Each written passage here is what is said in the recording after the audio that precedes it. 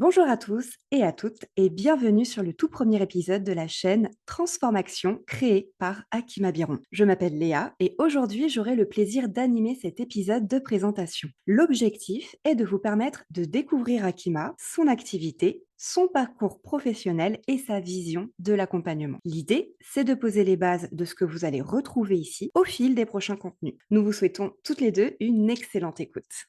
Bonjour Akima. Bonjour Léa. Comment tu te sens là maintenant, avant qu'on commence à enregistrer?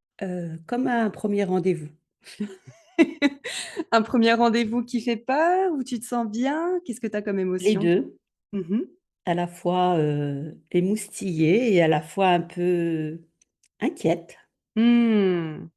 Avant qu'on commence à enregistrer, on a pris un petit temps pour se poser un petit peu sur les intentions qu'on voulait, mettre sur, ce tout premier épisode. Donc j'ai envie que, si tu es d'accord, de le partager avec nos auditeurs, auditrices qui nous écoutent. À qui tu as envie de t'adresser aujourd'hui?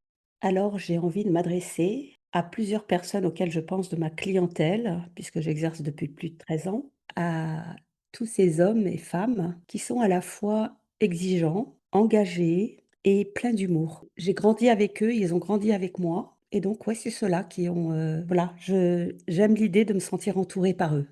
Une bonne énergie, ça j'arrive à le sentir déjà à travers ta voix. Pour les personnes qui te découvrent, comment tu te présenterais aujourd'hui dans ton rôle de thérapeute et d'accompagnante? Mon rôle d'accompagnante, résulte aujourd'hui, parce qu'il y a eu du temps qui a passé, en termes de: j'éclaire la route, je vous donne les outils, je vous donne la main. Bon, c'est peut-être pas super approprié là tout de suite, mais la dernière phrase c'est: «Mais vous vous engagez à vous bouger le cul-cul». OK, on va revenir un peu plus tard un petit peu, hein, sur le détail de tes accompagnements et des problématiques, sur lesquelles tu accompagnes. J'aime bien, dans les épisodes de présentation, revenir un petit peu sur le parcours qui t'a mené aujourd'hui à là où tu es et notamment ton parcours professionnel dans son ensemble. Donc, si tu devais un peu nous dire les grandes étapes qui t'ont construite et qui t'ont amenée jusqu'ici, quelle serait l'histoire de ce parcours? L'histoire, c'est d'abord, l'histoire d'une petite fille de 7 8 ans qui arrive en terre inconnue, puisque je viens de la grande Kabylie. Et j'arrive en France, je connais ni les codes, ni la langue, je ne sais pas encore lire et écrire. Et peu à peu, je suis devenue interprète, traductrice. Et je dirais que, comme l'a dit une de mes sœurs, ça a développé chez nous, parce qu'il n'y a pas que moi bien sûr, une capacité d'adaptation tout terrain. Ensuite, il y avait les métiers convenus. J'ai travaillé dans tous les secteurs, même dans la fonction publique où je suis repartie et pour me mettre dans ce truc qu'on appelle la profession libérale, alors que dans mon milieu familial, il n'y avait aucun entrepreneur. Donc c'était une espèce de saut dans le vide et pour cela, je tiens à remercier le père de mes enfants, mon compagnon, d'avoir eu cette indéfectible confiance en moi, qui a su à la fois m'accompagner, me donner la main et en même temps en temps, dire: Mmh, on met un stop. Je dirais que j'ai pu m'épanouir dans ce processus, même durant les épreuves, grâce à cette confiance inconditionnelle, mais sans complaisance. Et aujourd'hui, c'est ça. Je dirais que je vous aide à reprendre, la place d'acteur et d'actrice principale de votre vie, mais je ne veux ni vous tenir la main trop longtemps, encore moins vous assister. Ce serait dévaloriser votre potentiel. Voilà. Mmh, mmh mh. Là, de ce que j'entends, c'est que tu as eu quand même un parcours de vie, qui t'a, clairement formé d'une façon, pour le moins très difficile, mais qui a vraiment formé, et construit ton parcours qui aurait pu, comme tu l'as dit, être une voie classique et par, lequel tu as décidé de t'écarter pour suivre, toi, ta propre voie et je trouve que tu apportes également la thématique qui est très importante de l'entourage dans le changement, dans les chemins qu'on entreprend et ça, je pense que ça pourrait être un épisode de podcast, complet à enregistrer. Pour les petits curieux qui nous écoutent, quels a été les postes classiques que tu avais occupés avant de, bifurquer vers l'entrepreneuriat? Alors, j'aime beaucoup les pays anglo-saxons parce qu'ils sont moins formatés que l'Europe ou que la France, je dirais. Mais attention, La France, qui est mon pays de cœur quand même. Il m'a donné toutes les chances en tant que femme de vivre la vie que je mène, pardon. J'ai pu tout expérimenter, des petits boulots pour payer mes études, du babysitting, de promener les chiens, de faire du ménage, et d'être autant éducatrice spécialisée, travailler dans les ressources humaines, être ingénieur en organisation. Et je crois sincèrement que c'est le cadeau que fait ce pays des droits de l'homme et du citoyen. Je sais qu'aujourd'hui, beaucoup ont un peu de mal, mais c'est important de prendre la mesure qu'il m'a donné la possibilité de ne pas être enfermée dans une impasse parce que j'avais fait un choix. Et à partir de là, je crois que tous les métiers faits jusqu'à ce que je devienne accompagnante et thérapeute n'étaient que des entraînements à être à ma place aujourd'hui. La puissance du parcours, qui a clairement nourri, ton fonctionnement, ton intuition, je trouve ça très, très intéressant parce que d'une certaine façon, on va en parler juste après, mais tu es clairement un petit peu à l'image de ce que tu proposes aujourd'hui pour tes clients et clientes de, la liberté du choix, la liberté de l'action et la liberté de suivre cette intuition. Et là, ce qui m'intéresse, c'est de te poser la question parce que tu as eu, comme tu le disais, une multitude de postes différents dans différents domaines. À quel moment tu t'es dit: «Ah, je vais bifurquer vers l'entrepreneuriat ou vers l'accompagnement»? Tu vois, à quel moment tu as eu ce switch en toi? C'est une question super intéressante parce que avant d'entrer dans la fonction publique, pour moi, la fonction publique, c'était le Graal parce que c'était la sécurité. Or, quand on est élevé en famille d'immigrés, modeste, je croyais que la fonction publique, être fonctionnaire, c'était la réussite suprême puisque j'allais euh, me mettre à l'abri pour toujours. L'expérience a été ce qu'elle a été, mais au bout de 10 ans, c'était une question de survie de quitter cet endroit. Et ce qui est amusant, c'est comment on fait pour passer de la fonction publique à libéral. J'entends encore des gens alerter mon mari sur ma folie, mon inconscience. Et pourtant, je crois que c'est le choix dont je dirais, je ne peux pas dire que j'ai le choix, qui m'est tombé dessus, où c'était le cap à atteindre avec tout ce processus. Et aujourd'hui, je dirais que c'est ça. C'est je suis arrivée à, j'aime le répéter à mes clients, c'est qu'est-ce qu'on m'a fait, qu'est-ce que ça me fait et qu'est-ce que j'en fais. Alors c'est trop facile de vous dire ça aujourd'hui avec mes cheveux blancs, mes 64 ans et tout un parcours de vie un peu saut à l'élastique sans élastique. Mais aujourd'hui, tout à l'heure, tu as beaucoup employé le terme de liberté. Et moi, j'ai envie d'en associer un autre qui s'appelle ma responsabilité. Parce que je ne veux surtout pas faire partie des vendeurs de rêves. Je ne veux pas vous vendre votre liberté. Je veux vous redonner votre responsabilité de vous rendre libre et de faire le choix d'être acteur principal de votre vie ou figurant dans la vie des autres. Je ne peux pas dire mieux. Je trouve ça très intéressant parce que ça vient vraiment évoquer, la place que chacun a pendant l'accompagnement, que ce soit autant la tienne où, tu accordes beaucoup d'importance au fait d'autonomiser la personne avec laquelle tu travailles, de pas créer un attachement qui ne lui permettrait pas de s'envoler clairement sur son chemin. Donc là, on parle, d'une thématique aussi qui, moi, personnellement, me tient beaucoup à cœur, comme tu le sais. Hem, Cette place de responsabilité, mais surtout de quel est le bon cadre pour accompagner, autant dans la place des clients que dans la place du thérapeute. Quand toi, tu as commencé en tant que thérapeute et accompagnante, tu as commencé avec quoi? Est-ce que tu as fait une étude particulière? Comment tu t'es lancée au tout début? Et on va amener après la question de ce cheminement qui a été également un parcours d'apprentissage et qui t'a mené aujourd'hui à créer Transformation. Alors c'est très intéressant parce que on dit des fois que la vie a des projets dont on n'est pas forcément conscient. Il faut savoir que avant d'aller vers cet accompagnement, la seule personne que je souhaitais accompagner, c'était moi-même. Or, j'ai une croyance, vous savez, les petits porte-bonheur, comme les pattes de lapin ou ce qu'on voudra, peu importe que ce soit rationnel ou irrationnel, tant que ça vous aide à vivre et à survivre, peu importe. Comme j'étais dans un mal-être de vie, dans des responsabilités qui étaient beaucoup trop grandes pour moi, je n'avais pas forcément été dans un cadre où je pouvais me sentir un minimum sécure. Tous les outils, toutes les méthodes qui pouvaient m'aider à tenir debout, je crois que j'ai eu cette espèce de boulimie.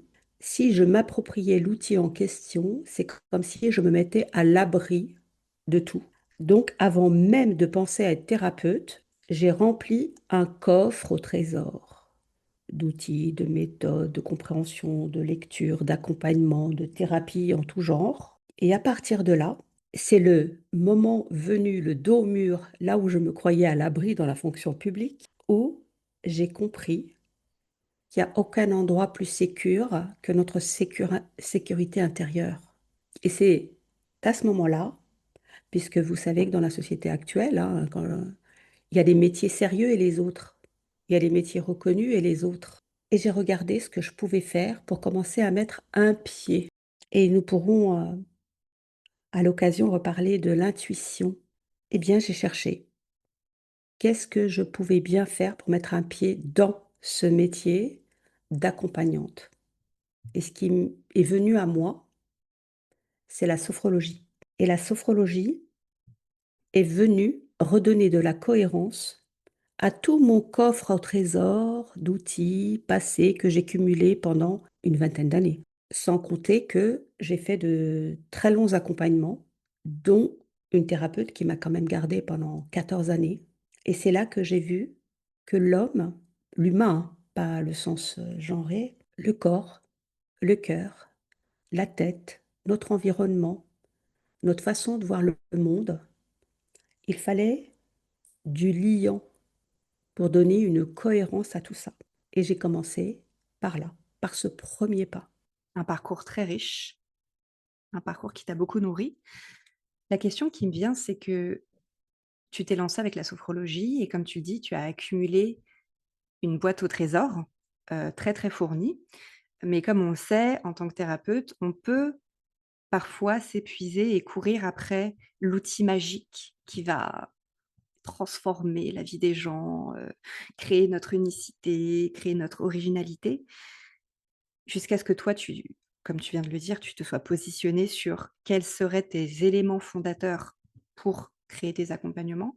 J'aimerais, que l'on parle justement de ces outils magiques, à la fois pour apporter ta propre expérience de qu'est-ce qui a été à un moment donné où tu t'es dit: «Bon, ça dégage et ça, ouais, ça on en parle», pour aussi permettre aux personnes qui nous écoutent de faire elles-mêmes un tri sur ce qu'elles consomment, ce qu'elles estiment être et aussi, sensibiliser par rapport à tout ce qu'on peut nous vendre actuellement, que ce soit des thérapeutes, des accompagnements, des coachs de vie et cetera. Quelle est ton opinion à ce sujet? Alors c'est plus qu'une opinion, parce qu'en réalité, c'est un processus qui m'a conduite à transformation. J'ai modélisé un processus où, quel que soit notre mal-être physique, émotionnel, psychologique, on commence toujours par une étape de la recherche du Graal, la baguette magique ou la bonne personne pour nous accompagner. Parce que dans cette étape-là, nous sommes profondément convaincus que nous devons être sauvés par l'extérieur. Et je crois que c'est ce qui correspond au cumul d'outils, de méthodes, d'accompagnants. Et dans cette période-là, chaque fois que le soulagement n'est pas apporté par la méthode, l'outil ou l'accompagnant, on se dit bah, c'est que j'ai pas trouvé le bon, pas le bon outil. Et puis ensuite, on s'interroge au niveau des outils. Est-ce que c'est le corps? Est-ce que c'est les émotions? Est-ce que c'est la psyché? Où est la porte d'entrée? Je garde une affection toute particulière pour la toute première dame qui m'a accompagnée. J'avais une vingtaine d'années et elle m'a accompagnée que par du verbal. Et la jeune fille que j'étais disait, mais j'ai compris avec ma tête, mais il y a quelque chose dans le corps qui va pas du tout.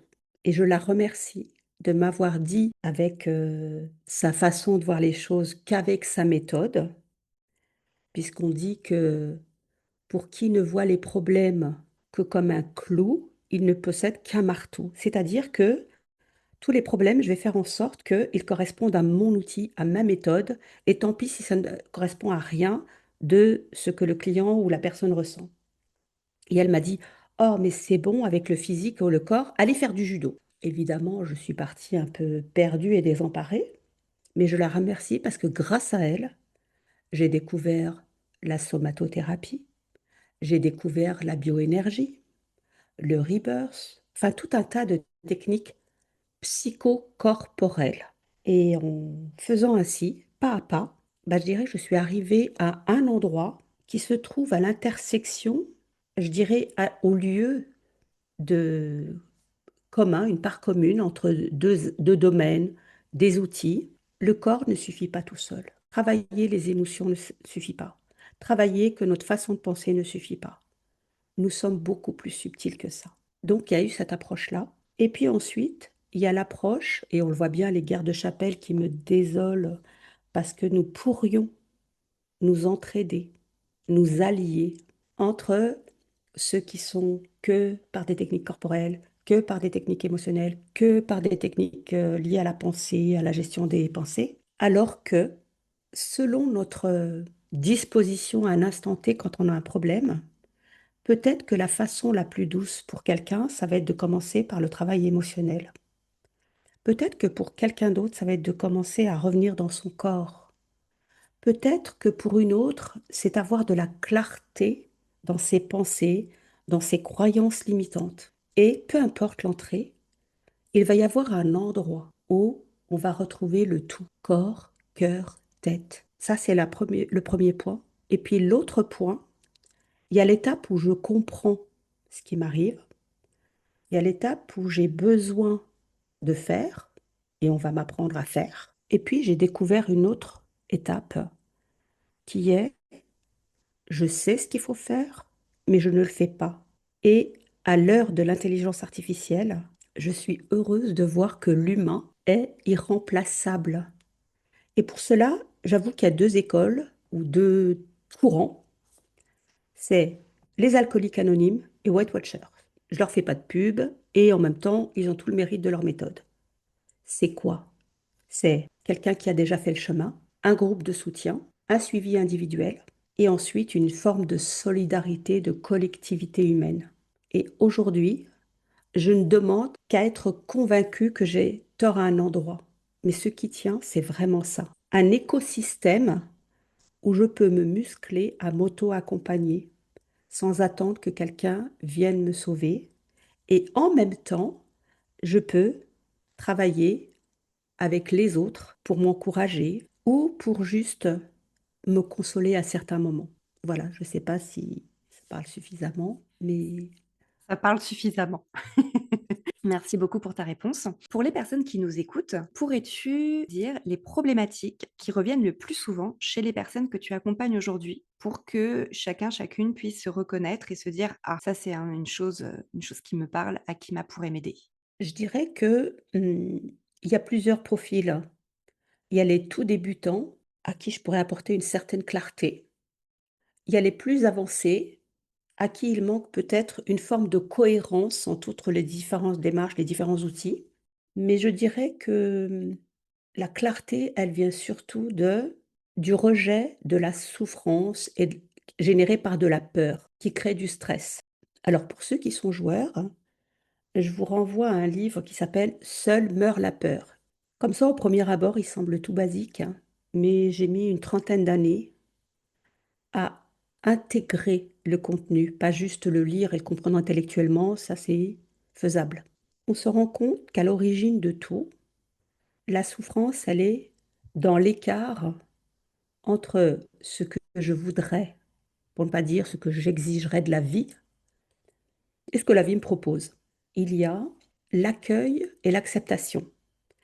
Et pour cela, je remercie Isabelle ou Issa Padovani, qui un jour m'a vraiment libérée d'une injonction d'accueillir ce que la vie me propose. Et la phrase c'était, est-ce que je peux accueillir ce que je n'arrive pas à accueillir? Ce jour-là, c'est dans le corps que j'ai senti une délivrance. Et tout le travail en réalité est là. À quel moment est-ce que je me suis suffisamment musclée, mise en paix avec ce que la vie me propose, sans que j'en fasse une affaire personnelle et que j'accueille sans résistance ou sans vouloir que ce soit autrement. Donc là, j'entends que tu parles vraiment de toute cette thématique de changement, hem, de transition de vie, du stress que ce changement peut générer et qui empêche du coup à cette action.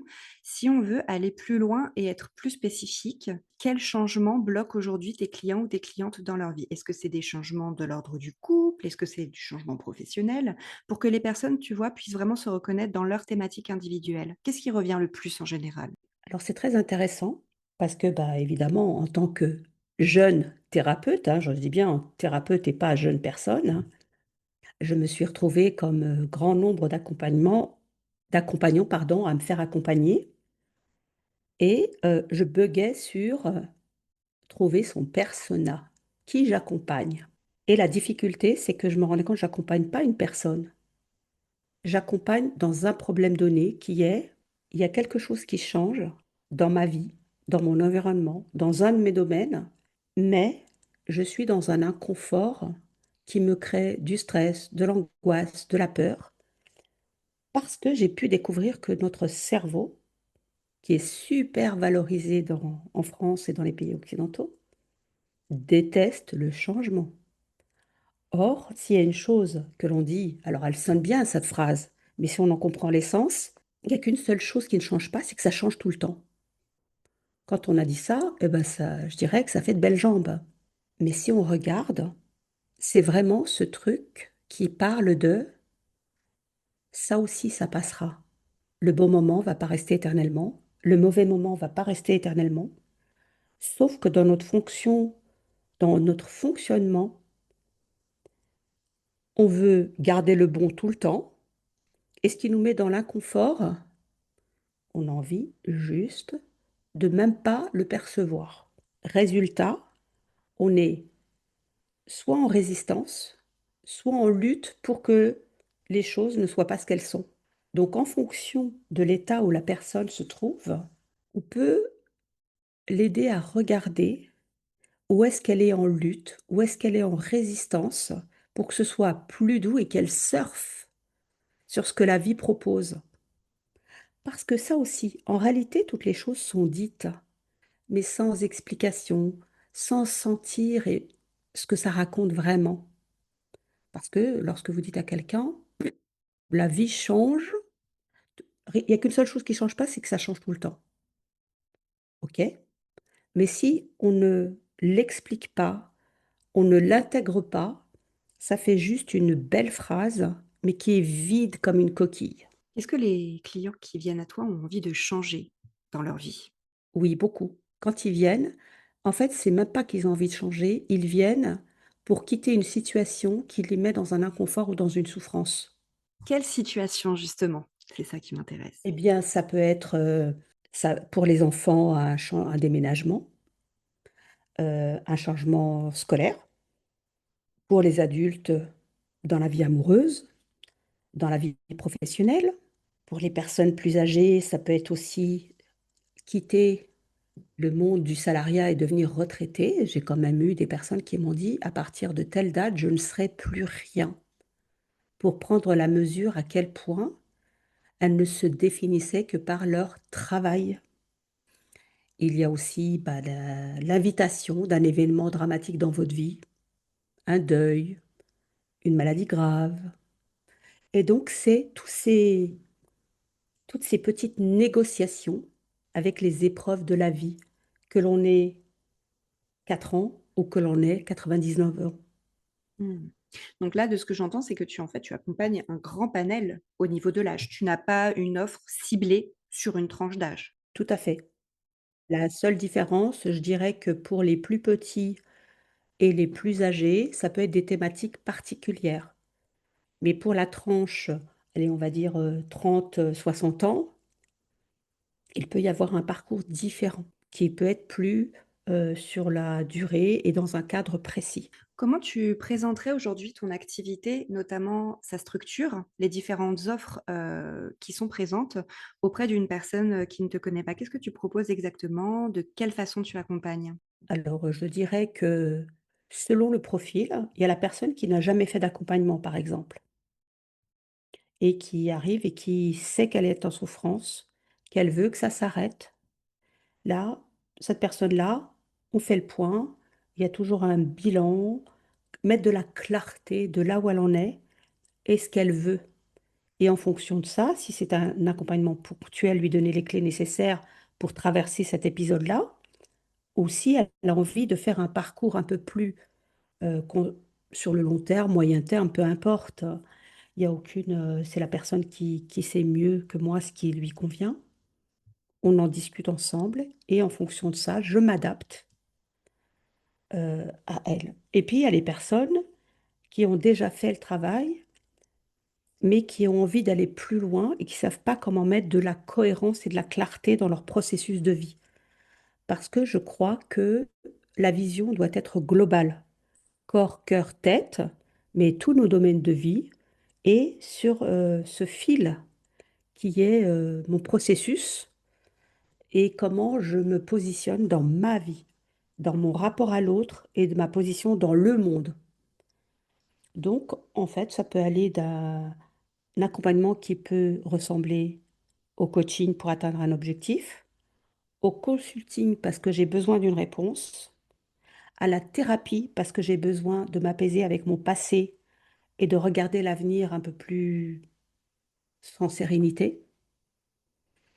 Donc, c'est vraiment comme un processus de là où en est la personne et de ce que je peux lui proposer et de ce que nous allons co-construire pour atteindre son objectif. Ouais, c'est vraiment du sur-mesure et ce que je trouve super, c'est comment tu t'adaptes au niveau, entre guillemets, de maturité de là où en est la personne, en fait. Dans son cheminement, dans son évolution, qu'est-ce qui s'adaptera le mieux à son besoin du moment? On en avait parlé en off, tu proposes différents formats, que ce soit de la consultation individuelle comme tu viens de le dire, mais également des prestations de groupe, des prestations de séjour. Est-ce que tu peux nous en parler? Alors, je dirais que il y a un passage qui est non négociable, c'est la consulte individuelle, parce que j'ai besoin de connaître la personne de là où elle en est. Ensuite, l'étape suivante, c'est les ateliers. Il y a l'atelier ponctuel qui peut être ouvert à tout un chacun sur un thème donné, mais il y a les ateliers, je dirais annuels ou trimestriels, peu importe, sur une thématique, ou plusieurs d'ailleurs, parce qu'à chaque fois on travaille en réalité l'être dans son entièreté, pas juste un aspect. Et j'aime bien proposer un atelier de groupe une fois que nous avons fait le chemin en tête à tête, parce que c'est dans le groupe que nous grandissons le plus avec ceux qui vont nous irriter, avec ceux avec qui on va se sentir plus en accord, et on va rejouer notre histoire personnelle, où on va muscler notre capacité adaptative à la société, au couple, au travail. Et puis, il y a un autre endroit qui est le séjour. Mais là, pour le séjour, ce n'est pas du tout pour une question d'élitisme, mais je prends grand soin de n'y emmener que les personnes capables de vivre en huis clos dans un endroit donné, parce qu'elle a fait tout le travail et classe, et à la fois je prends soin de moi, je respecte l'autre et je grandis.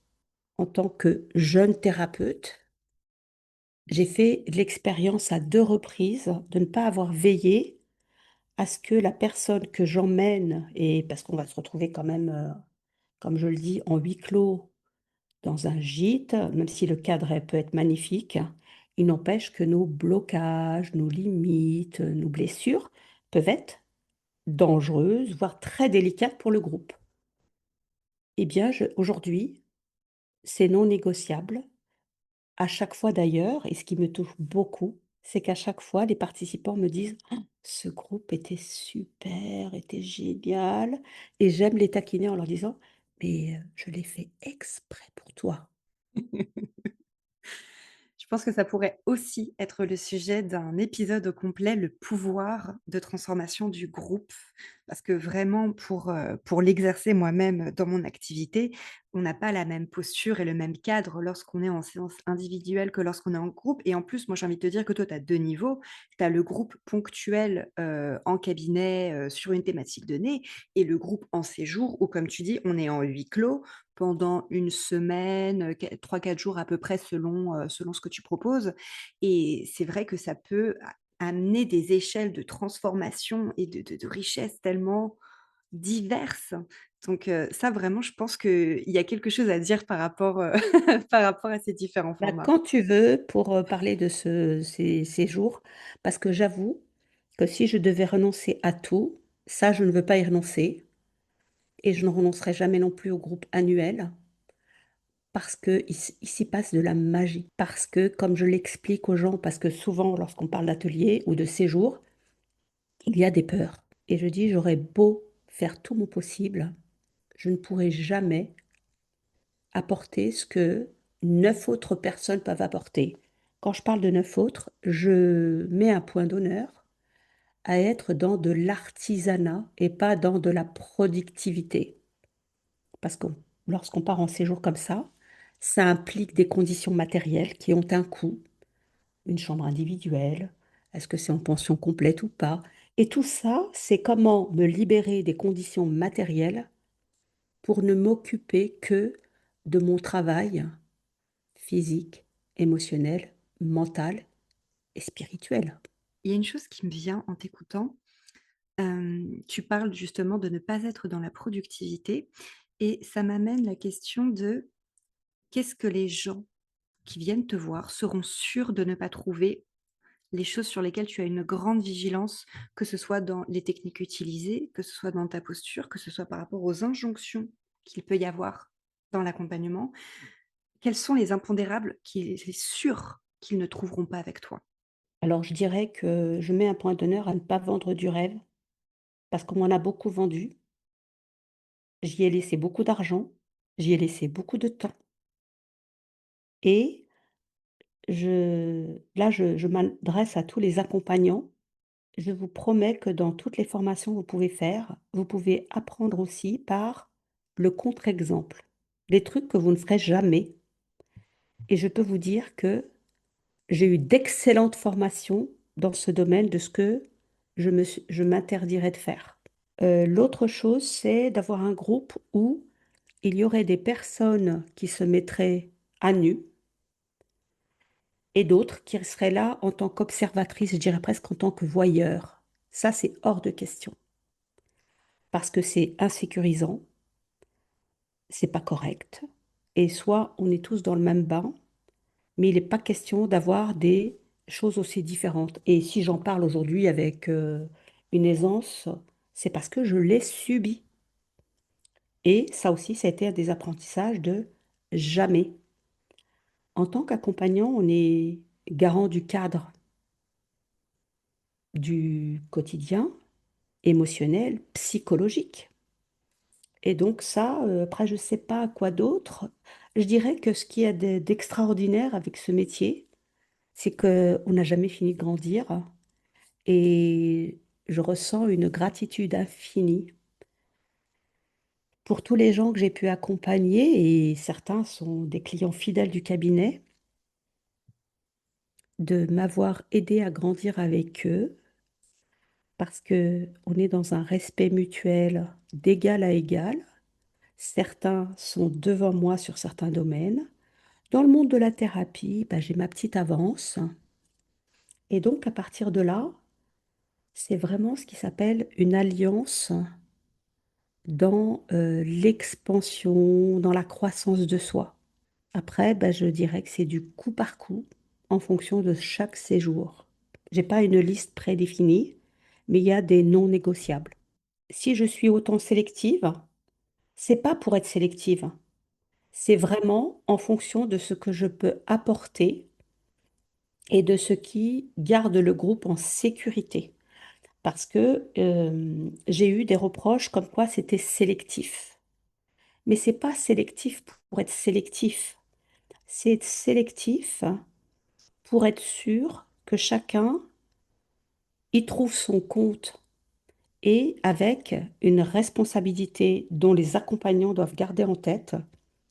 On joue avec de l'humain. Et quand je dis on joue, c'est même maladroit. C'est on travaille avec de l'humain. Et là, il faut être prudent et responsable. Et responsable. Ce mot, je sais qu'il est détesté, mais moi, je l'adore. Cet épisode aujourd'hui, c'est vraiment pour toi la concrétisation d'un projet qui est présent en toi depuis un moment. Qu'est-ce que tu as envie de transmettre et de véhiculer justement à travers cette chaîne YouTube, cet espace de parole? Ce que je veux apporter, c'est vraiment créer une espèce de contrepoids par rapport à ce que l'on vend. Là, on voit bien qu'il y a un changement dans la société par rapport au métier de l'accompagnement. Il y a plein de gens sont jetés dans le développement personnel après le Covid. Et ensuite, là maintenant, on a beaucoup de gens qui crachent sur le développement personnel parce que c'est autre chose et on revient à l'humain. J'ai pas envie de choisir un camp. Moi, il y a juste un endroit qui est lié à mon expérience, à ma vie, à mes expériences de vie, qui est, j'ai les clés, j'ai les outils, je vous apprends à les utiliser, on va les utiliser ensemble, et puis peut-être que vous allez même m'apprendre qu'un outil, je peux l'utiliser d'une autre façon que je n'avais pas vue. Et ensuite, c'est euh, chacun sa route. Mais si on peut coopérer pour grandir ensemble ponctuellement, si à un moment donné j'ai besoin de venir me ressourcer, me remuscler, c'est OK. Euh, c'est vraiment plus une démarche d'esprit, un mode de vie. Une fois qu'on a réglé tout ce qu'on a réglé avec son passé, sa famille, nos croyances limitantes et tout le bazar, hein, et à partir de là, bah, la vie est courte, la vie peut être belle. Et on dit aussi qu'on voit la vie comme on est, du verbe être. Ça aussi, ça s'expérimente. Et de voir aussi qu'il y a plus d'endroits en réalité où on a le pouvoir que des endroits où on n'a pas le pouvoir. J'exclus les maladies graves, les enfants qui ont été agressés, etc., les choses lourdes, parce que je ne veux pas tomber dans ce cliché que ce serait nous qui avons attiré à nous quelque chose pour grandir. Stop, tout à nuancer. Euh, euh, Sinon, pour le reste, si les gens se sentent appelés à cet endroit où ils ont besoin d'être aidés, accompagnés, mais en prenant leurs responsabilités et en s'engageant à agir, bienvenue chez moi. Si vous avez besoin d'être sauvé, d'être assisté, et sans mépris aucun, euh, je crois que je ne serai pas la bonne personne pour vous. Et je trouve qu'on arrive à un carrefour où il faut être ancré, positionné et au clair et ne pas se sentir diminué parce qu'on veut une main pour nous accompagner le temps nécessaire. Je ne sais pas quoi dire d'autre si ce n'est que sortons de la toute-puissance des gens qui accompagnent, qui ont toutes les solutions et humilité, modestie et un peu de bienveillance vis-à-vis de soi et de l'autre, ça me paraît pas trop mal. C'est plutôt pas mal comme programme. Voilà. Donc les personnes qui vont arriver sur cet espace, est-ce qu'ils vont trouver des épisodes de conseils, des épisodes sur des thématiques précises, des astuces? Qu'est-ce que là, à l'instinct, à l'intuition, comme on avait dit au début, qu'est-ce que tu as envie qu'ils viennent puiser? Qu'est-ce qu'ils pourraient venir chercher ici? Alors, je dirais que je vais essayer d'y mettre le plus de contenu possible, hein, puisque ça fait quand même un bail que je travaille sur moi, mais ça fait plus de 13 ans que j'exerce. Et nombre de clients m'ont dit qu'ils regrettaient de ne pas avoir les ressources au même endroit. Je vais faire de mon mieux pour mettre le plus de ressources possible à cet endroit. Et je voudrais aussi que ce soit un lieu d'échange. Une fois de temps en temps, je ne sais pas encore à quelle périodicité, il y aura du direct en visio pour aborder un thème, de façon à vous éviter les errances que j'ai pu avoir moi parce que je n'avais personne pour me guider. Oui, en fait, c'est ça. Je voudrais, que ce soit un lieu de rencontre constructive où je porte ma petite contribution et où vous venez bousculer les règles, mais en toute bienveillance, bien sûr, pour grandir ensemble et nourrir cette humanité qui, je trouve, par les temps qui courent, si on ne se focalise que sur certains points, pourrait être hyper désespérante. Et moi, j'ai foi en l'humain. On arrive à la fin de cet épisode. Si tu devais conclure Mmh. avec une phrase que tu adressais à une personne qui sent que quelque chose doit changer, mais qu'elle hésite encore, qu'est-ce que tu aimerais dire à cette personne? Alors, je vais lui redire quelque chose de que j'ai appris, même récemment, c'est: «Tous les endroits que tu veux éviter sont les endroits où se trouve ta plus grande croissance et ton plus bel épanouissement». Alors, on m'aurait dit ça il y a quelques années, je me serais juste énervée et je pense que j'aurais pas eu assez de gros mots pour insulter la personne. Aujourd'hui, j'en suis convaincue puisque je m'y suis trouvée confrontée ces dernières années en faisant face à une maladie grave, hein, je j'en fais pas de secret, voilà, j'ai un cancer du sein, mais c'est juste pour dire, c'est pas nécessaire d'attendre d'avoir quelque chose de grave pour, se dire, «Et si je faisais de mon mieux pour être heureux et vivre ma vie et pas celle qu'on attend de moi?» Merveilleuse conclusion. Merci Akima, vraiment, pour cet échange et pour, tout ce que tu as partagé aujourd'hui. Si vous venez de découvrir Akima à travers cet épisode, vous trouverez sur cette chaîne les prochains contenus de transformation pour affronter, approfondir, nourrir toutes les thématiques autour du stress, du changement et des transformations durables. Vous pouvez retrouver toutes les informations utiles en description de l'épisode et puis bien sûr, si ce premier épisode vous a parlé, vous pouvez vous abonner à la chaîne pour ne manquer aucun épisode par la suite. Merci beaucoup pour votre écoute. À très bientôt pour un prochain épisode de Transformation. Ciao, ciao.